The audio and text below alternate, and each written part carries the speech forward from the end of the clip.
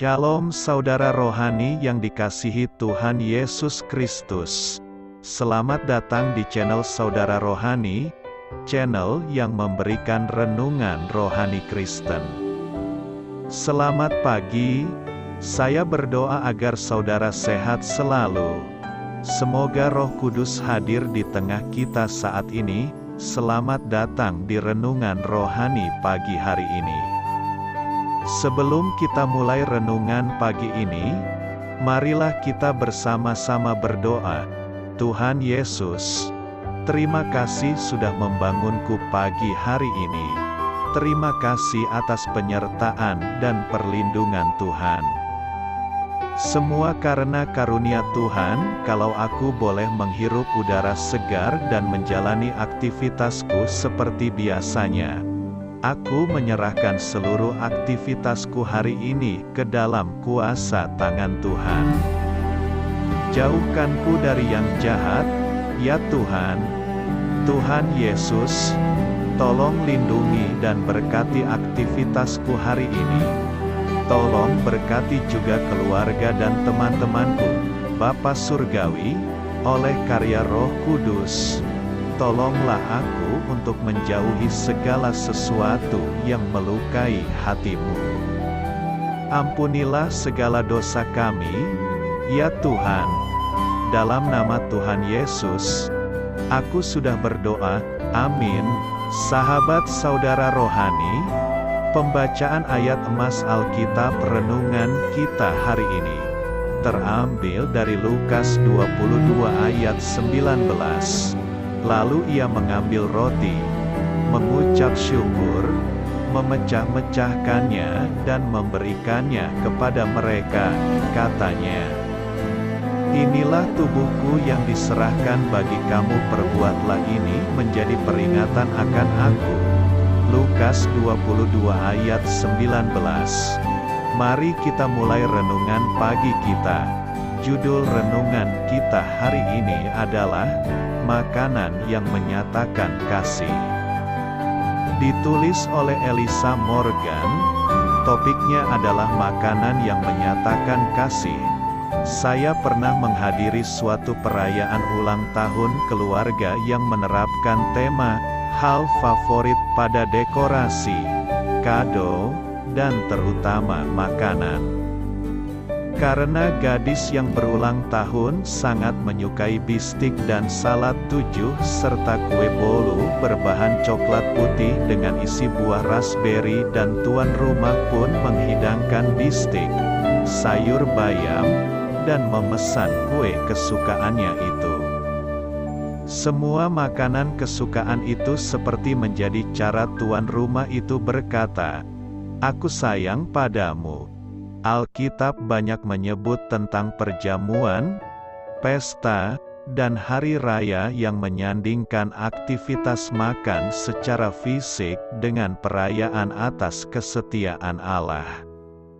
Perayaan merupakan bagian dari sistem persembahan korban dalam ibadah yang dilakukan oleh bangsa Israel. Lihat Bilangan 28 ayat 11-31.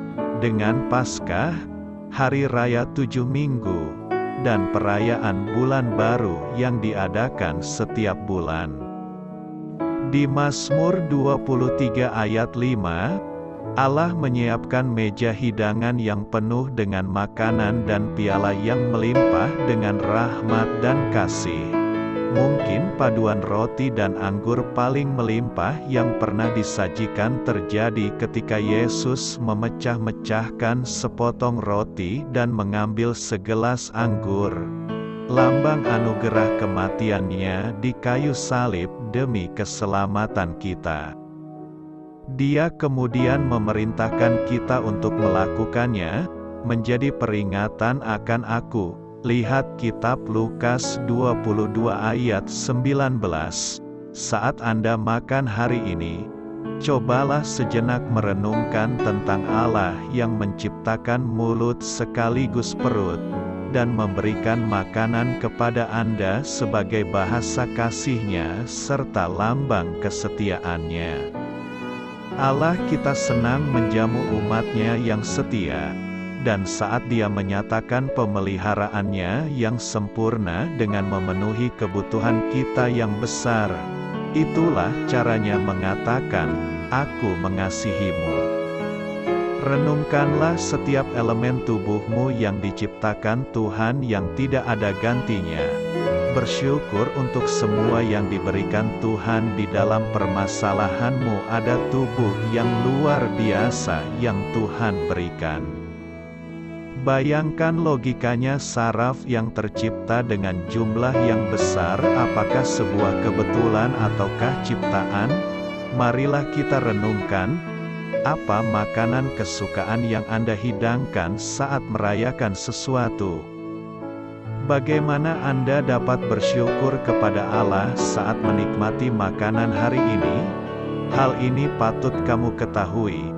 Dalam Lukas 22, yang mencatat peristiwa perjamuan malam terakhir, Yesus memperkenalkan perjamuan Paskah dengan menyatakan kerinduannya yang besar untuk makan bersama murid-muridnya. Frasa "sangat rindu" juga diterjemahkan sebagai sangat menanti-nantikan saatnya, atau telah lama ingin sekali.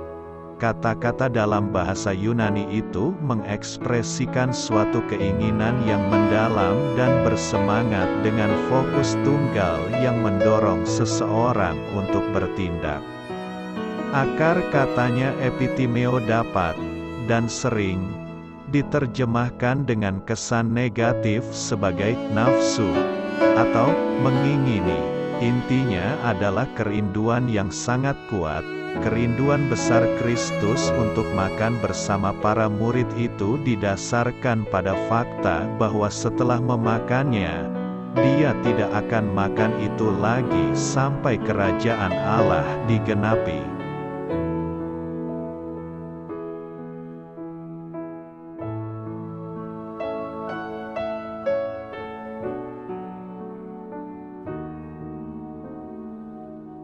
Marilah kita renungkan, sahabat saudara rohani.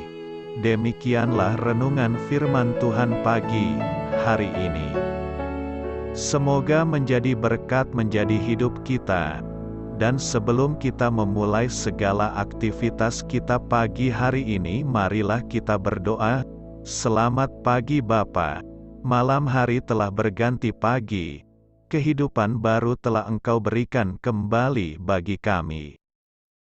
Bapa Surgawi, tolonglah aku menyadari kebutuhan orang lain, supaya aku dapat membagikan apa yang telah Engkau berikan kepadaku. Pada saat aku membutuhkan, berilah aku keyakinan bahwa Engkau akan mencukupkanku, melalui orang-orang yang mengasihi-Mu.